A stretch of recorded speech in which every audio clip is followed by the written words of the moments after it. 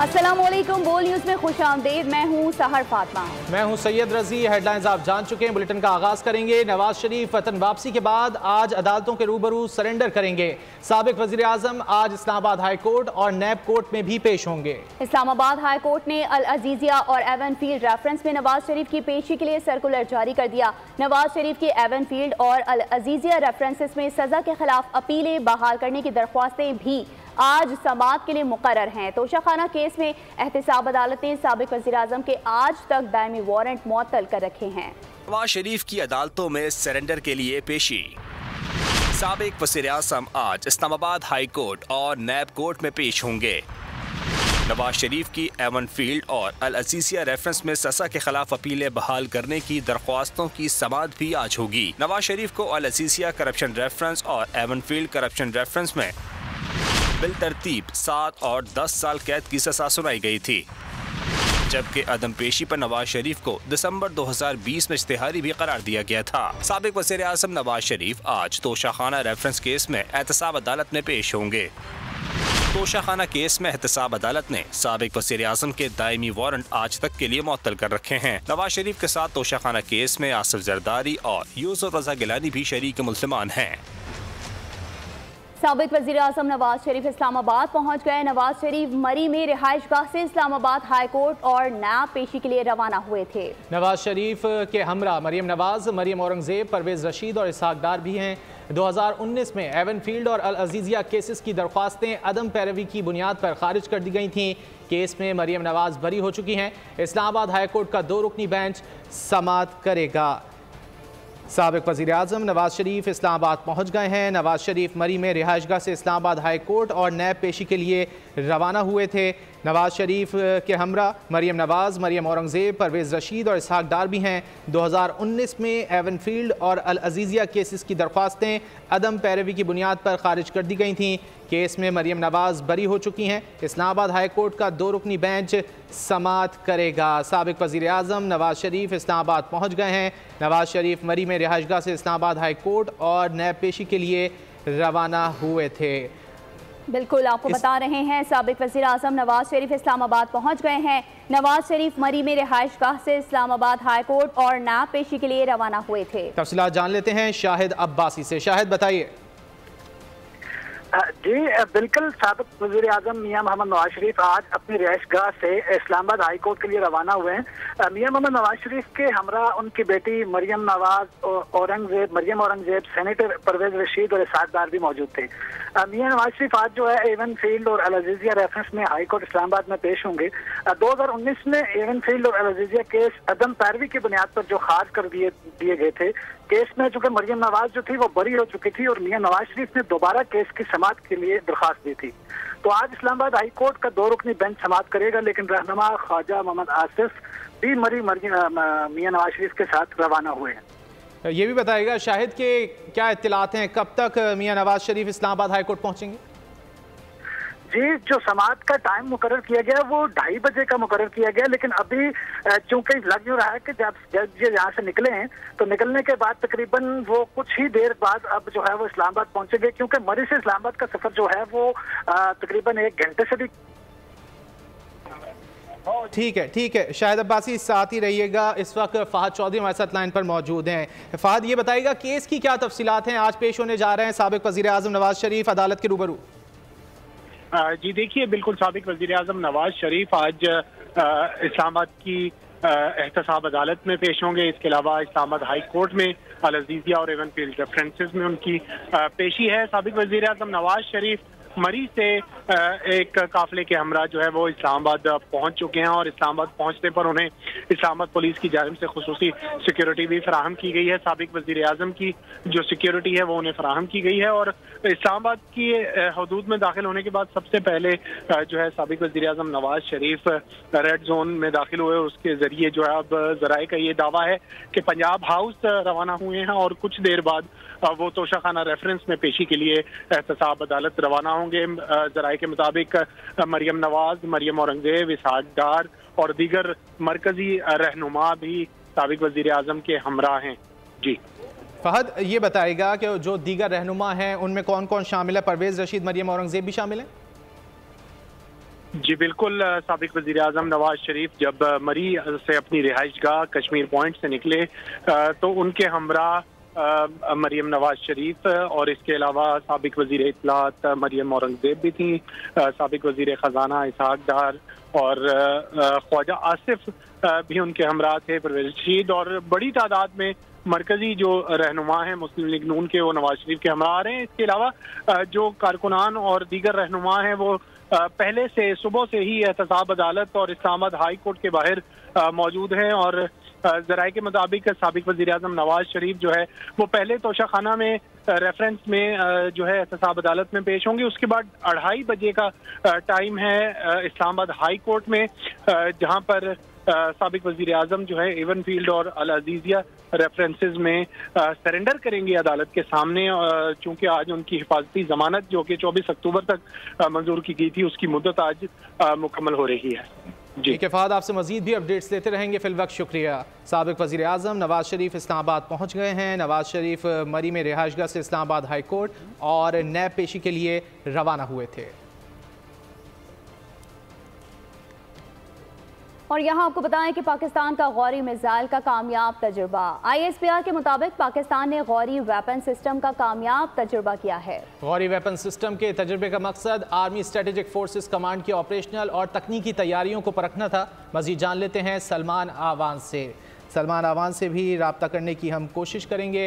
पाकिस्तान का गौरी मिसाइल का कामयाब तजुर्बा। ISPR के मुताबिक पाकिस्तान ने गौरी वेपन सिस्टम का कामयाब तजुर्बा किया है। गौरी वेपन सिस्टम के तजुर्बे का मकसद आर्मी स्ट्रेटेजिक फोर्सेस कमांड की ऑपरेशनल और तकनीकी तैयारियों को परखना था। बिल्कुल, यहाँ आपको बता रहे हैं इस वक्त कि पाकिस्तान का गौरी मिसाइल का कामयाब तजुर्बा सामने आया है। ISPR के मुताबिक पाकिस्तान ने गौरी वेपन सिस्टम का कामयाब तजुर्बा किया है। मजीद तफसीलात जानेंगे नुमाइंदे खुसूसी सलमान आवान से। जी सलमान। जी बिल्कुल, पाकिस्तान की जानिब से गौरी वेपन सिस्टम का एक कामयाब तजुर्बा किया गया है, जो कि बुनियादी तौर पर आज जो तजर्बा किया गया है वो एक ट्रेनिंग लॉन्च था, जिसका मकसद यही था कि गौरी मिसाइल वेपन सिस्टम के जो टेक्निकल पैरामीटर्स हैं, जो उसकी ऑपरेशनल रेडीनेस है, उसको जांचा जा सके और इसके जरिए से आर्मी स्ट्रेटेजिक फोर्सेस कमांड जो कि इन मिसाइल्स को यानी पाकिस्तान के स्ट्रेटेजिक वेपन्स को हैंडल करती हैं, उनकी भी ऑपरेशनल तैयारियों को जांचा जा सके। ISPR की जानिब से बताया गया है कि आज का लॉन्च देखने के लिए commander army strategic forces command, senior officers जिनका ताल्लुक स्ट्रेटेजिक फोर्सेस से था और उसके साथ ही और इंजीनियर्स हैं, साइंसदान हैं, उनकी बड़ी तादाद भी मौजूद थी जिन्होंने इस कामयाब तजर्बे का मुशाहिदा किया। इस मौके पर कमांडर आर्मी कामयाब तजर्बे पर मुबारकबाद दी आर्मी स्ट्रेटेजिक फोर्सेस को। उसका कहना था कि जिस तरह से वेपन सिस्टम की एक हैंडलिंग की गई है, कामयाब हैंडलिंग की गई है, बेहतरीन पेशावराना अंदाज के अंदर हैंडलिंग की गई है, उससे जाहिर होता है कि पाकिस्तान की जो स्ट्रेटेजिक फोर्सेज हैं उनकी तरबियत का बेहतरीन मेयार है और उनकी ऑपरेशनल रेडीनेस जो है उसको भी कमांडर की जानिब से सराहा गया। और उसके साथ ही उन्होंने साइंटिस्ट को, इंजीनियर्स को जिन्होंने तजर्बे के अंदर हिस्सा दिया उनको भी मुबारकबाद दी। इसके अलावा ISPR ने बताया कि सदर ममलिकत ने, प्राइम मिनिस्टर ने, chairman joint chief of staff committee ने और तीनों मुसल्लह अफवाज के सरबराहों ने ट्रूप्स को, साइंटिस्ट को और इंजीनियर्स को भी गौरी वेपन सिस्टम के कामयाब ट्रेनिंग लॉन्च पर मुबारकबाद दी है। जी बहुत शुक्रिया सलमान आवान, आपने आगाह किया। पंजाब की निगरान काबीना ने अल अजीज़िया रेफरेंस में नून लीग के कायद नवाज शरीफ की सजा मुअत्तल कर दी। ज़राए के मुताबिक निगरान हुकूमत ने क्रिमिनल प्रोसीजरल कोड के सेक्शन 401 के तहत नवाज शरीफ की सजा मुअत्तल की। हुकूमती ज़राए नवाज शरीफ की साल 2019 लंदन रवानगी से कबल भी सेक्शन 401 के तहत सजा मुअत्तल की गई थी। क्रिमिनल प्रोसीजरल कोड के सेक्शन 401 के तहत हुकूमत किसी भी मुजरिम की सजा मुअत्तल करने का इख्तियार रखती है। मज़ीद तफसीलात जान लेते हैं बोल न्यूज़ की नुमाइंदा फातिमा शिराजी से। फातिमा, क्या तफसीलात हैं? जी बिल्कुल, साबिक वज़ीर आज़म कायद नवाज शरीफ को एक बड़ा रिलीफ मिला है। पंजाब की निगरान काबीना ने अल अजीज़िया रेफरेंस में नून लीग के कायद नवाज शरीफ की सजा मुअत्तल कर दी है और ये जो सजा मुअत्तल हुई है वो क्रिमिनल प्रोसीजरल कोड के सेक्शन 401 के तहत हुई है। नवाज शरीफ जब पाकिस्तान से यूके रवाना हुए थे उस वक्त भी उनकी सजा सेक्शन 401 के तहत मुअत्तल की गई थी और आज जब वो यूके से वापस आए हैं तब भी उनकी सजा 401 के तहत मुअत्तल की गई है। और ये पूरा हुकूमत को राइट है कि वो किसी भी मुजरिम को सेक्शन 401 के तहत हुकूमत किसी भी मुजरिम की सजा मुअत्तल कर सकती है। जी फातिमा, बहुत शुक्रिया इन तफसीलात के लिए। हुकूमत ने चेयरमैन PTI को इलेक्शन कमीशन में पेश करने से माजरत कर ली है। तौहीन इलेक्शन कमीशन केस की समाअत सेक्रेटरी इलेक्शन कमीशन ने कहा वजारत दाखिला और पुलिस की तरफ से खत मौसूल हुआ। पुलिस और वजारत दाखिला की रिपोर्ट के मुताबिक थ्रेट्स अलर्ट हैं। अडियाला जेल के हवाले से भी थ्रेट्स अलर्ट हैं। सेक्रेटरी इलेक्शन कमीशन के मुताबिक इलेक्शन कमीशन को तो खुद सिक्योरिटी खदशात हैं। इलेक्शन कमीशन चेयरमैन PTI की पेशी के लिए वजारत दाखिला को पैरा मिलिट्री फोर्सेस की फराहमी का हुक्म दे सकता है। इलेक्शन कमीशन ने सेक्रेटरी दाखिला को आइंदा समाअत पर तलब कर लिया। केस की समाअत 13 नवंबर तक मुलतवी कर दी गई।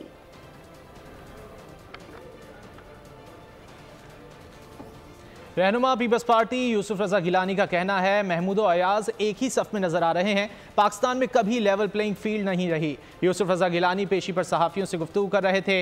डील के सवाल पर उन्होंने कहा कि वो नवाज शरीफ के तर्जुमान नहीं, फैसला आवाम ने करना है।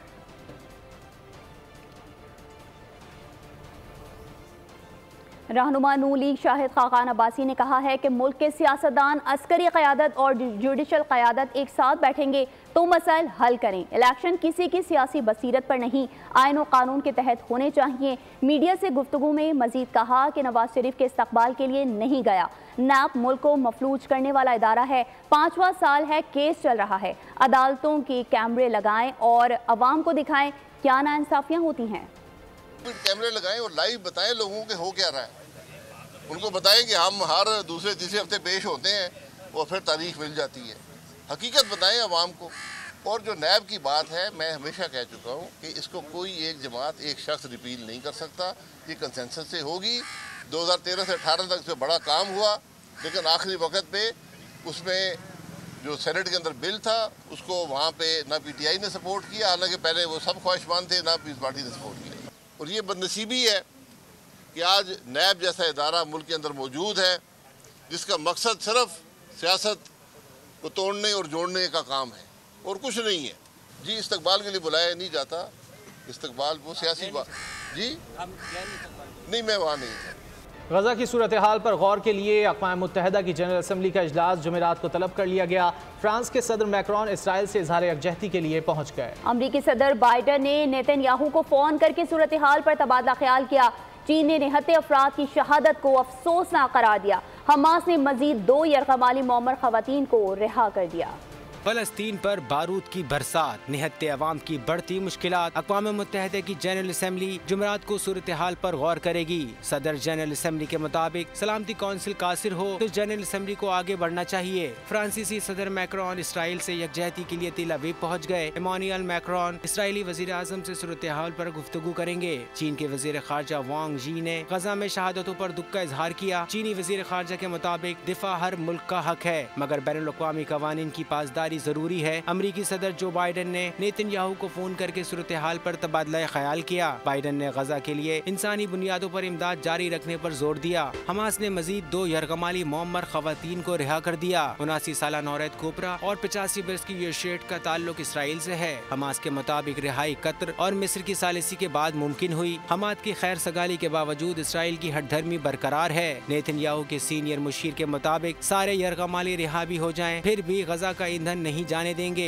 ईंधन जाने दिया तो हमास इसे जंग के लिए इस्तेमाल करेगा। अमरीकी तर्जुमान ने इसराइल के साथ राबतों की तरदीद कर दी। तर्जुमान मैथ्यू मिलर के मुताबिक हमास से कहा है कि तमाम यरगमाली रिहा किए जाएं। दुनिया भर में फ्री फ़लस्तीन की गूंज। गजा में इसराइल की वहशियाना कार्रवाइयों के खिलाफ मुस्लिम दुनिया के साथ मगरबी ममालिक में भी एहतजाज जारी है। अमरीका, यूरोप, कनाडा में हज़ारों अफराद सड़कों पर निकल आए। भारत में भी फ़लस्तीनियों के साथ यकजहती का इजहार किया गया। इसराइली दरिंदगी के खिलाफ दुनिया भर में मुजाहरे, हजारों अफराद की शिरकत, फ्री फ़लस्तीन के नारे। अमरीकी शहर न्यूयॉर्क और शिकागो में मुजाहिरीन ने फ़लस्तीन को आज़ाद करने का मुतालबा कर दिया। मैक्सिको सिटी में मुसलसल दूसरे रोज एहतजाज, लोगों ने आलमी ज़मीर को झंझोड़ दिया। जर्मनी के शहर बर्लिन में सड़कें फ्री फ़लस्तीन और टेररिस्ट इसराइल के नारों से गूंज उठी। मुजाहिरीन पर पुलिस ने तशद्दुद किया, कई को हिरासत में ले लिया। कनाडा के शहर वैनकूवर में मुजाहिरीन ने फ़लस्तीनी परचम थाम कर रैली निकाली। सर्बिया में शहरियों ने फ़लस्तीन के हक में आवाज़ बुलंद कर दी। बॉस्निया में हजारों अफराद ने रैली निकाली, फ़लस्तीन को आज़ाद करो के नारे लगाए। आयरलैंड में इसराइली जहरीत के खिलाफ मुजाहरा किया गया। भारतीय दारुलहुकूमत दिल्ली में तलबा इसराइली जारहियत के खिलाफ सड़कों पर निकल आए, फ्री फलस्तीन के नारे लगाए। पुलिस ने इसराइली सफारत खाने की तरफ मार्च करने वाले पुरअमन मुजाहिरीन पर धावा बोल दिया। तलबा को ज़दोकोब किया, कई को गिरफ्तार कर लिया। मिस्र के शहर काहिरा में हजारों अफराद ने फ्री फलस्तीन मार्च में शिरकत की। तुर्किया में भी लोग फलस्तीनी अवाम से इज़हार यकजहती के लिए घरों से बाहर आए और इसराइल को आईना दिखा दिया। साबिक वज़ीर आज़म शहबाज शरीफ ने गजा में इमदादी सामान भिजवाने के लिए हंगामी इक़दाम का मुतालबा कर दिया है। बयान में कहा कि फलस्तीन करबला का मंजर पेश कर रहा है, जहाँ पानी और खुराक बंद है, बेगुनाह बच्चे, खवातीन और शहरी कातिलों के निर्गे में हैं। मजलूमों का लहू बहाने से नाजायज रियासत का वजूद जायज नहीं होगा। जल्द इस मसले का हल ना निकला तो नाकाबिल तलाफी नुकसान होगा। इस्लामी दुनिया की क़यादत आलमी बरादरी के साथ मिलकर फ़लस्तीनियों की नस्ल कुशी रोके। अफवाज पाकिस्तान के अक़वाम मुत्तहिदा के साथ अमन के हवाले से खिदमात सर अंजाम देने की एक नुमायां और तवील तारीख है। पाकिस्तान ने 30 सितंबर 1947 को अक़वाम मुत्तहिदा के अमन मिशन में शमूलियत इख्तियार की और दुनिया के मुख्तलिफ ममालिक में अक़वाम मुत्तहिदा की नुमाइंदगी करते हुए कारहाय नुमायां अंजाम दिए।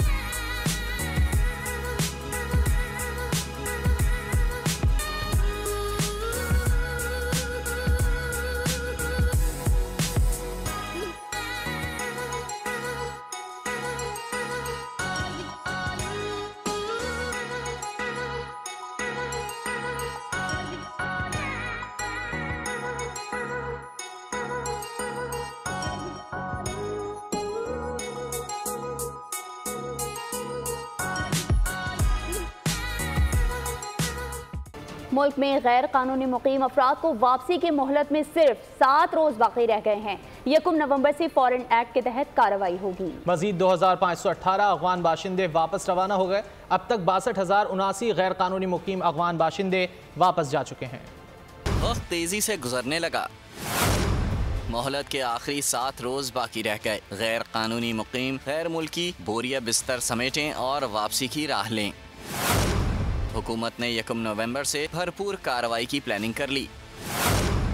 ज़राए के मुताबिक कार्रवाई फॉरेन एक्ट के तहत होगी। गैर कानूनी मुकीम गैर मुल्कियों को गिरफ्तार और बेदखल किया जाएगा। वफाकी हुकूमत ने फॉरेन एक्ट 1946 का सेक्शन 3 नाफिज करने की मंजूरी दे। वजारत दाखिला ने मंजूरी वफाकी काबीना से समरी सर्कुलेशन के जरिए हासिल की।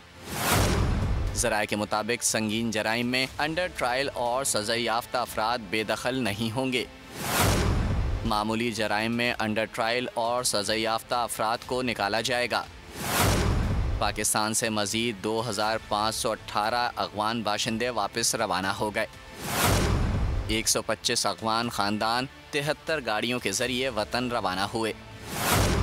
अब तक 62,079 गैर कानूनी मुकीम अफ़गान बाशिंदे वापस जा चुके हैं। मुल्क में गैर कानूनी मुकीम अफराद को वापसी की मोहलत में सिर्फ 7 रोज रह गए हैं। 1 नवंबर से फॉरेन एक्ट के तहत कार्रवाई होगी। इसी हवाले से बात कर लेते हैं। हमारे साथ दिफाई तजियाकार ब्रिगेडियर रिटायर्ड बाबर अलाउद्दीन साहब मौजूद हैं। बाबर साहब, बहुत शुक्रिया आपके वक्त का। बाबर साहब, अब तक 62,079 गैर कानूनी मुकीम अफ़गान बाशिंदे वापस जा चुके हैं। आप मुतमईन हैं इस प्रोग्रेस से? जी, अगर आप पाकिस्तान में जो मुकीम अफगान बाशिंदे हैं, जिनमें स्पेशली जो गैर कानूनी तौर पर मुकीम हैं, उनकी एग्जैक्ट फिगर्स तो नहीं कभी शो किए गए, लेकिन इसमें कोई शक नहीं कि बहुत बड़ी तादाद में लोग पाकिस्तान में स्पेशली अफगान नेशनल्स रह रहे हैं जो कि गैर कानूनी तौर पर यहाँ पर रह रहे हैं। तो उनकी अगर उस रेशो को देखा जाए तो 62,000 के करीब लोग अभी गए हैं। वो तादाद को बहुत ज़्यादा तो नहीं है, अभी 7 दिन रहते हैं, लेकिन मैं को बहुत ज़्यादा इससे डिसअपॉइंटेड भी नहीं हूँ, बिकॉज ये इससे पहले चूँकि कभी हुआ नहीं। हम दावे बहुत सारे करते रहे। अभी जो गवर्नमेंट ने एक डिसीजन लिया है और एक डिफिकल्ट डिसीजन है, अभी भी कुछ लोग इबाहम पैदा करने की कोशिश करते हैं मीडिया में या पॉलिटिकल माइलेज के लिए, जिसकी वजह से शायद अभी भी कुछ लोग समझते हैं कि इस डेडलाइन में मजीद इजाफा होगा और गवर्नमेंट शायद उतनी सख्ती ना करे। लेकिन गवर्नमेंट डिटर्मिन्ड है और गवर्नमेंट ने भी ऐलान भी कर दिया है कि 1 नवंबर के बाद जो लोग नहीं जाएंगे उनके खिलाफ कानून के मुताबिक कार्रवाई होगी। कानून क्या है, सजा क्या हो सकती है, कार्रवाई क्या हो सकती है, के तहत कार्रवाई की जाएगी। बहुत शुक्रिया बाबर अलाउद्दीन हमारे साथ मौजूद। हैदराबाद पुलिस रेंज में गैर कानूनी तौर पर आबाद गैर मुल्कियों की शनाख्त और मुल्क बदर करने के लिए पुलिस ने सख्त कार्रवाई के मंसूबे को हतमी शक्ल दे दी है। 31 अक्टूबर के बाद भरपूर ऑपरेशन शुरू कर दिया जाएगा। मजीद जानते हैं ब्यूरो हेड हैदराबाद इरफान आराई से, जो इस वक्त DIG रेंज तारिक धारेजो के हमरा मौजूद हैं। जी इरफान। हुकूमती अहकामात के बाद हैदराबाद रीजन में भी गैर कानूनी तौर पर मुकीम अफगानियों के खिलाफ ऑपरेशन की तैयारियां मुकम्मल की गई हैं। अब तक एक अंदाजे के मुताबिक 1,25,000 के करीब आबादी है, जिसे चेक किया जाएगा और उसकी कानूनी हैसियत के मुताबिक फिर उसके साथ पुलिस जो है वो पेश आएगी। इस वक्त हमारे साथ DIG हैदराबाद तारिक साहब मौजूद हैं। तारिक साहब बताइएगा, अफगानियों के हवाले से क्या पॉलिसी और क्या ऑपरेशन करने जा रहे हैं? अभी हमने सर्वेस करवा लिए, हमने निशानदेही काफ़ी जगहों की हो गई है जहाँ पर इनके हैं। इसमें कुछ ने जो है जाली NICs बना लिए हैं, जाली जो है वो हमारे जो पाकिस्तानी डॉक्यूमेंट्स वो बना लिए हैं। कुछ जो है नीचे लेवल के नादरा के जो उसमें उसकी भी हम वेरिफिकेशंस करवा रहे हैं और नादरा के भी ऑन बोर्ड है। आबादी तो काफ़ी है जिसको कि हम सर्वे कर रहे हैं। अभी जो हमने हैदराबाद में की है, जामशोरो, कोटड़ी, मिल एरिया या जो कोल माइंस एरिया है, उधर हम काम कर रहे हैं। फिर जो है हमारे मटियारी में जो होटल बिज़नेस है पूरा, या फिर जो जामशोरो में हमारा होटल बिज़नेस है, सब पे जो रोड साइड होटल्स हैं, ट्रांसपोर्ट्स हैं, इस पे सब पे हम काम कर रहे हैं। इनके सेंटर जो है वो कैंप्स बने, जहाँ पर कैंप्स में इनको भेजा जाए और फिर वहीं से जो है डायरेक्ट रिपोर्ट किया जाए। जी गुफ्त ने DIG हैदराबाद की ऑपरेशन की भरपूर तैयारियां और 31 अक्टूबर के बाद भरपूर ऑपरेशन शुरू किया जाएगा। इरफान, आपका बहुत शुक्रिया।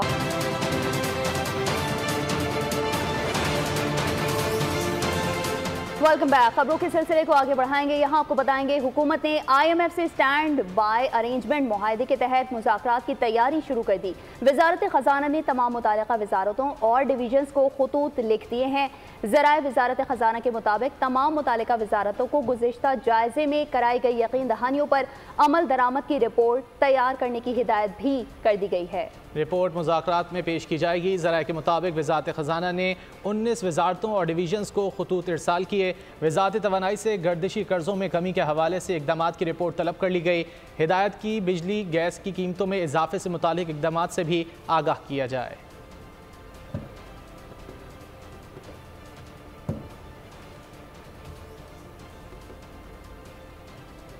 कौमी एयरलाइन माली बहरान का शिकार। 2 हफ्तों में 300 परवाजें मनसूख हो चुकी। फ्लाइट ऑपरेशन मुकम्मल बहाल न होने के बायस PIA को अरबों रुपए का नुकसान हो चुका है। मजीद जानते हैं हमारे नुमाइंदे आसिम भट्टी से।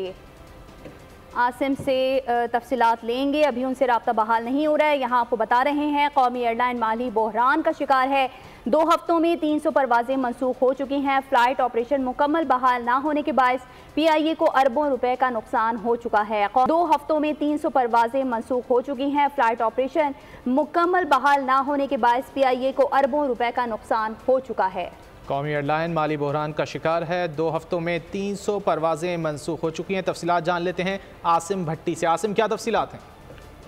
देखें, तर्जुमान कौमी एयरलाइन के जो ज़राए हैं उनकी जानिब से सामने चीज़ें आ रही हैं कि कौमी एयरलाइन 2 हफ्तों के दौरान इनकी 300 परवाजें मनसूख हुई हैं और यौमिया 40 करोड़ रुपए का पाकिस्तान एयरलाइन को नुकसान हो रहा है।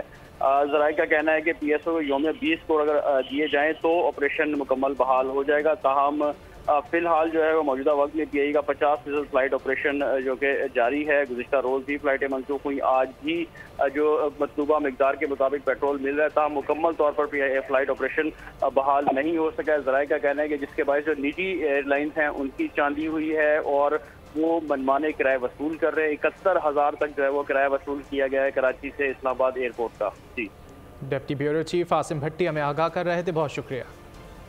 खबर करेंगे खेल के मैदान से, तो वर्ल्ड कप में अपसेट का सिलसिला जारी है। अफगानिस्तान ने पाकिस्तान को 8 विकेटों से हरा दिया है। सेमीफाइनल की दौड़ से तकरीबन बाहर कर दिया है। मैच के तीनों शोबों में अफगानिस्तान ने कौमी टीम को मात दी। पाकिस्तानी टीम शिकस्त के गिरदाव में फंस गई। भारत ऑस्ट्रेलिया के बाद अफगानिस्तान के हाथों शिकस्त। चेन्नई में अफगानिस्तान का सिक्का चला। पाकिस्तानी टीम तीनों शोबों में फेल हो गई। शाहीनों ने टॉस जीतकर बैटिंग की 7 विकेटें गंवाकर 282 रन बनाए। बाबर आजम ने 74, अब्दुल्ला शफीक ने 58 रन बनाए। जवाब में पाकिस्तानी बॉलर्स का अफगानियों ने भुरकस निकाल दिया। सिर्फ 2 विकेटें गंवाकर मतलूबा हदफ हासिल कर लिया। इब्राहिम जरदान 87 रन बनाकर नुमाया रहे। शानदार बल्लेबाजी पर Ibrahim Jordan player of the match रहे। पाकिस्तानी टीम को अफगानिस्तान के हाथों बदतरीन शिकस्त। सोशल मीडिया सारिफीन सीखपा हो गए। बाबर आजम को शदीद तनकीद का निशाना बनाया। साथ साथ अफगानिस्तानी टीम को भी आड़े हाथों लिया। खेलना भूल गए या वजह कुछ और। पाकिस्तानी टीम की नाकिस कारकर्दगी पर सारिफीन चरागपा। एक सारिफ ने ट्रॉफी को टाटा बाय बाय किया, लेकिन अंदाज मुनफरिद था। एक सारिफ ने रन रेट पर बात की तो मीम्स के जरिए ऐसे खामोश करवा दिया गया। एक सारिफ ने बाबर को तनकीद का निशाना बनाया, लिखा कि प्रोग्राम तो बढ़ गया। एक सारिफ ने लिखा कि पिछले ज़माने में ऐसी कारकर्दगी पर गैरतमंद कोच सदमे से मर जाया करते थे। जबकि एक सारिफ ने लिखा कि ये वही अफगानिस्तान की टीम थी जिसको पाकिस्तान खेलने के लिए क्रिकेट ग्राउंड देता। आगे बढ़ेंगे और खबर शामिल करेंगे लाहौर से, जहां जुर्म सर चढ़कर बोलने लगा है। गुज़िश्ता 48 घंटों के दौरान बच्चों और खवातीन समेत 9 अफराद अगवा कर लिए गए। शेरा कोट में 3 बहन भाइयों को अगवा कर लिया गया। चुंग में खातून 2 बच्चों समेत अगवा कर ली गई। फैसल टाउन, हिजरवाल और कोट लखपत से भी बच्चे और बच्चियां अगवा कर लिए गई। लाहौर में खवातीन और बच्चों के अगवा की वारदातों में इजाफा। शेरा कोट में नौरीन बीबी के 3 बच्चों को अगवा कर लिया गया। 11 साला अमरीन, 8 साला इमदाद अली और 5 साला हैदर को मुल्जिमान घर के बाहर से अगवा करके ले गए। चौहंग के इलाके से खातून एमन बीबी और उनके 2 बच्चों 5 साला मुजम्मिल और 2 साला महजबीन को अगवा कर लिया गया। तीनों चीचावतनी से वापसी पर ठोकर नियाज बेग अड्डे से लापता हुए। लाहौर के इलाके फैसल टाउन से 13 साला लड़की को अगवा कर लिया गया। हुमैरा घर का सौदा लेने बाहर निकली थी। हिजरवाल के इलाके में 12 साला अकबर अली को स्कूल से वापसी पर अगवा कर लिया गया। कोट लखपत के इलाके से 7 साला सफ़िया अगवा हुई। बच्ची घर के बाहर खेल रही थी।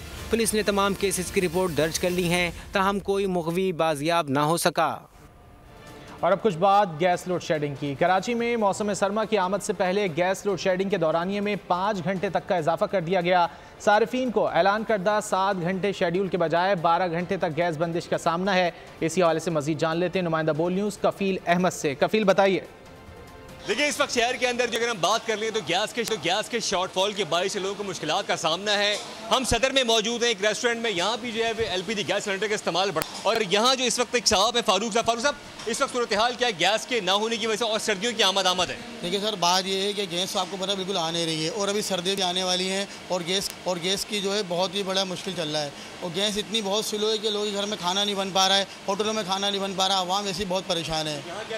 सिलेंडर पे बनाते हैं खाना सर, सिलेंडर से गैस भर रही है। गैस आती ही नहीं है। आपको खुद घरों में पता है गैस आती ही नहीं है और खाना के लिए ख़वातीन बहुत परेशान है, सब लोग बहुत परेशान है। गैस का बहुत इशू है। गैस तो काफ़ी अर्से से बिल्कुल गैस नहीं है। इस टाइम हम लोग जो सिलेंडर से जो बस अपना खाना बना देते हैं, इसका बावजूद गैस है नहीं, बिल्कुल नहीं है। आप देख सकते हैं बिल्कुल नहीं है। मुश्किलात है शहरियों को और उनको इस बात का जो है वो खौफ जो है वो होने लगा कि जब ये सर्दियाँ मजीद बढ़ेंगी। बहुत शुक्रिया आपका। खबर शामिल करेंगे मौसम की सूरत हाल के हवाले से। तो कहीं धूप कहीं बादलों का साया। मुल्क के बेशतर इलाकों में आज मौसम खुश्क रहेगा। महकमा मौसमियात के मुताबिक शुमाल मशरकी पंजाब, कश्मीर, गिलगित बल्तिस्तान और बालाई खैबर पख्तूनख्वा में हल्की बारिश का इम्कान है। मैदानी इलाकों में गर्मी का राज, पहाड़ों पर खुनक और सर्द मौसम का आगाज। कराची में गर्मी ने डेरे डाल लिए, शहरी बिलबिला उठे। हैदराबाद, मीरपुर खास, मिट्टी और शहीद बेनज़ीराबाद समेत सिंध के दीगर इलाके भी शदीद गर्मी की लपेट में हैं। महकमा मौसमियात ने गर्मी की शिद्दत आइंदा चंद रोज़ तक बरकरार रहने का इम्कान जाहिर कर दिया। पंजाब और बलूचिस्तान में मौसम खुश्क रहेगा। खैबर पख्तूनख्वा के बेशतर अजला में मौसम खुश्क, जबकि दीर, चित्राल, कोहिस्तान, स्वात, मानसहरा और एबटाबाद में चंद मकामात पर हल्की बारिश का इम्कान है। जन्नत नज़ीर वादी कश्मीर में सर्दी ने रंग जमा दिए। बुलंद पहाड़ों पर सफ़ेदी छा गई। बारिश और बर्फबारी के बाद सर्दी की शिद्दत में इजाफा हो गया। कोहे कराकोरम, कोहे हिमालय, कोहे हिंदुकुश, 3 अजीम पहाड़ों का संगम गिलगित के मकाम जगलोट पर होता है, जहां मुल्की और गैर मुल्की सयाहों की बड़ी तादाद इस हसीन नज़ारों को देखने आती है। मज़ीद जान लेते नुमाइंदा बोल न्यूज़ नदीम खान से। जी बिल्कुल, इस वक्त मैं मौजूद हूँ गिलगित बल्तिस्तान की खूबसूरत वादी है। गिलगित बल्तिस्तान का एक खूबसूरत मकाम है जहाँ पे इस वक्त हम मौजूद हैं। ये है दी जंक्शन पॉइंट। कुछ गैर मेहमान मौजूद हैं, इनसे जानने की कोशिश करते हैं। Welcome to Gilgit Baltistan, kindly share your all journey of Gilgit-Baltistan. Shukriya, thank you. We are very happy to be here and to meet you here in this wonderful place. Actually, we started our journey in Nepal and we crossed through India into Pakistan, and we are totally amazed by the beauty of the country, by the friendly locals, the great food.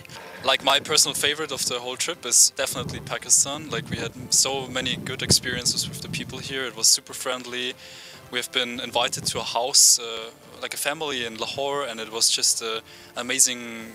I've never experienced anything like that. It was just such a good hospitality, like so friendly. Thank you. बिल्कुल जी, जैसे जिन मेहमानों का कहना था कि आए और गिलगित बल्तिस्तान इनको बहुत अच्छा लगा और ये एक अच्छा पैगाम लेके गिलगित बल्तिस्तान जा रहे हैं। जी बहुत शुक्रिया नदीम खान आपका।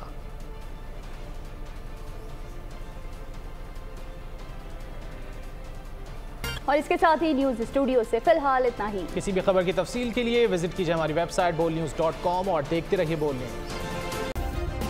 सब्सक्राइब करें और बेल दबाएं ताकि कोई खबर रह न जाए।